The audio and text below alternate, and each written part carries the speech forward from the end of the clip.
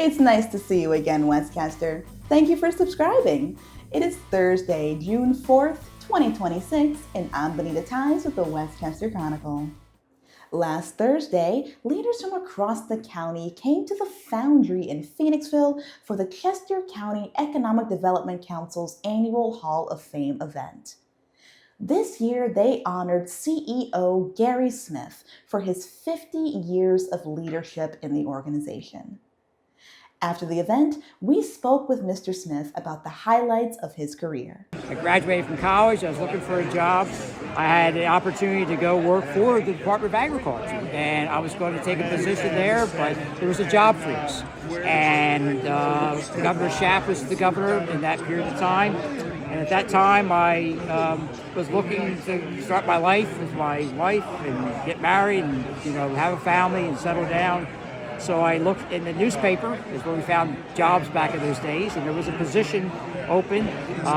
Somebody had a community development background, and I did, and I applied, and I got an interview, and I got hired as an assistant director. In January 12th, 1976, I took the position, and been there ever since. My secret is that every day is a different day for me. This is not a job, this is sort of my way of life.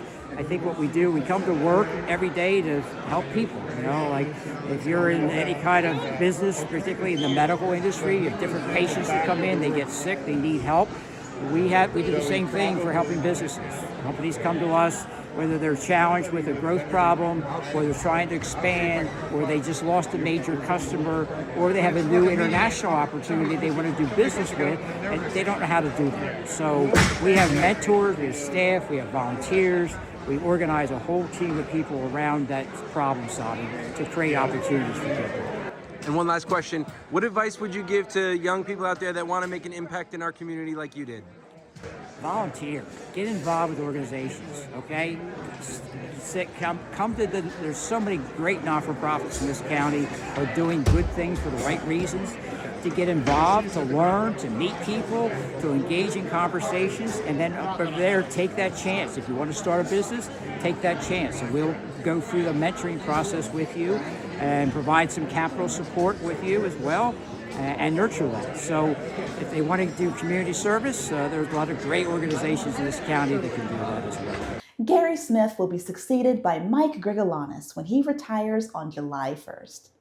You can find out more about Thursday's celebration event by reading the cover story in this week's issue of the Westchester Chronicle. Last weekend, Art in the Woods returned to the Chester County Art Association. The day was beautiful and hundreds of people came down to enjoy art out in the elements. Our editor Kyle Hudson got the chance to interview Andre Clark, one of the artists who had their works on display. I made this koi fish pond. Originally I wanted it to be like a table, but then I was like, just make it like a multi-dimensional art wall piece. So it's my first time working with enamel. Difficult, but fun. Usually I do digital, but I'm originally pen and ink, watercolor. I was a kid in high school, just kind of like, working, sometimes get bored in class. I had a art teacher who took an interest in me and gave me her crash course in her advanced art program, and ever since then I've just been engrossed in it. Everybody can do it. Like I hear people always say, it's like I wish I could draw. It's like you can. It's like all about practice, repetition, and just I wouldn't even say focus. Just like do whatever you want. It's not necessarily gonna always be an MC Escher or a Van Gogh, but like your art is your art, so believe in it. You can find more of Andre's art on Instagram. His handle is FTRabbit.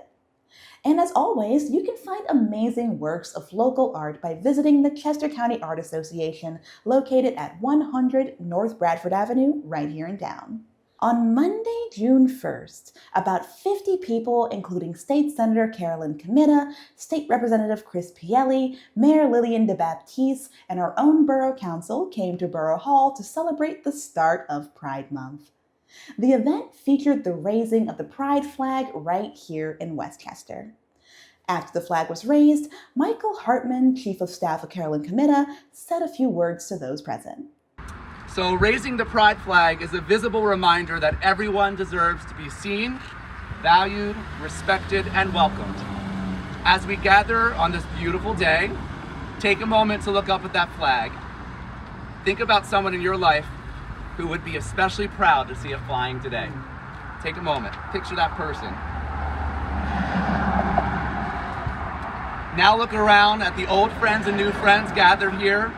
Cherish the opportunity to feel connected, to be part of a larger story of courage, resilience, hope, and love. And as that flag waves above us, imagine it greeting the people you were just thinking about. Imagine it waving hello to each of us standing here today, looking up together. We may never know the full impact of that waving flag as it sends its colorful and joyful greetings to neighbors, visitors, and passerbys. What I do know is that someone will see that flag who may be struggling, feeling isolated, or wondering whether they belong. For that person, that pride flag may offer something powerful, a reminder that they are not alone. It may wave hope into someone's life at a moment when they need it more than we can imagine. I think about the kid at Henderson High School that's afraid to come out to their parents, the Westchester University student that's calling the borough home now and saying, I belong here, the queer couple that's gonna go out to dinner and say, I'm gonna go have dinner in Westchester because I feel comfortable and safe, the parents of a trans kid who is just building that wall around that child to get them through life, our school board members who are doing all they can to keep our schools loving, safe, and accepting, and so on and so on and so on. The flag sends a message that our community is welcoming and that all people, all brave people, are encouraged to live authentically, safely, and with dignity. As a member of both the LGBTQ community and the Westchester community, I can tell you how important that message is, especially at a time when queer people, and particularly our trans brothers and sisters, too often find themselves at the center of political debates rather than being recognized simply as neighbors, friends, family members, and fellow human beings. For all men, women, theys and them are created equally. I also cannot ignore the reality that this flag waving above may trigger someone, may trigger some people to respond with anger or hateful comments, often from behind a keyboard. But there's something powerful about that flag. It does not change its message depending on who is looking at it. It waves with the same hope, the same compassion, and the same love for everyone. It is an invitation, not a rejection. It asks us to see one another's humanity and to build a community where everyone can belong. And guess what? You don't have to be gay, lesbian, bisexual, transgender, or whatever you might fall under to feel connected to that pride flag. Number one, look around, we're a fun group. Many people see it as a symbol of acceptance, compassion, and the belief that every person sees dignity and respect. For families, friends, allies, and community members, the flag represents standing beside one another, supporting one another, and embracing our shared humanity. By raising the flag today, we affirm our commitment to kindness, inclusion, and community. We affirm that everyone belongs. We send that message not only to those gathered here, but to everyone who sees that flag waving proudly above Westchester for this month. And as we leave here today, I hope we can be fueled by the power of community and reminded that home is where the heart is, and you belong here in Westchester. Throughout this month, whenever you see this flag waving, let it be a smiling reminder of hope, inspiration, and belonging. Let it honor those who came before us, inspire those who will come after us, and remind each of us that progress is built when people choose love over fear and community over division.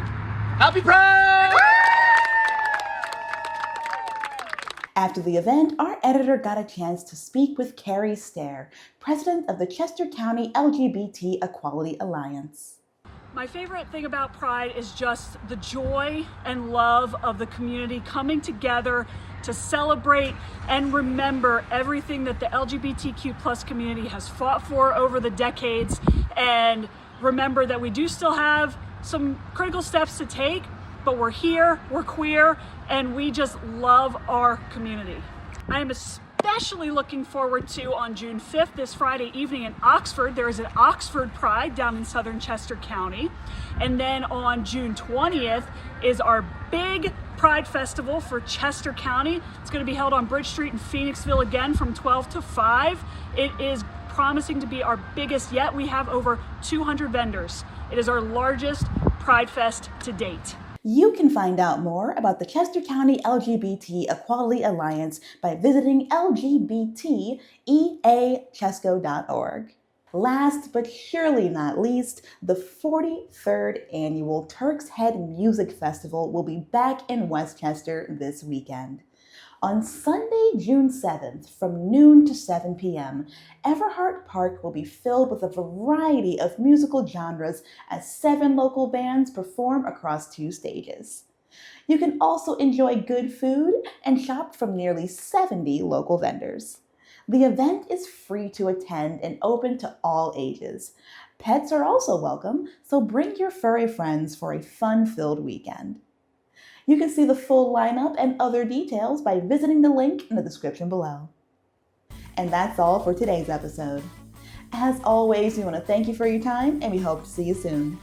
Remember, if you want to subscribe to our weekly newspaper, click the link in the comments below. It's only $7 a month, and every penny goes directly towards supporting local news. Until next time, I'm Benita Ties with the Westchester Chronicle.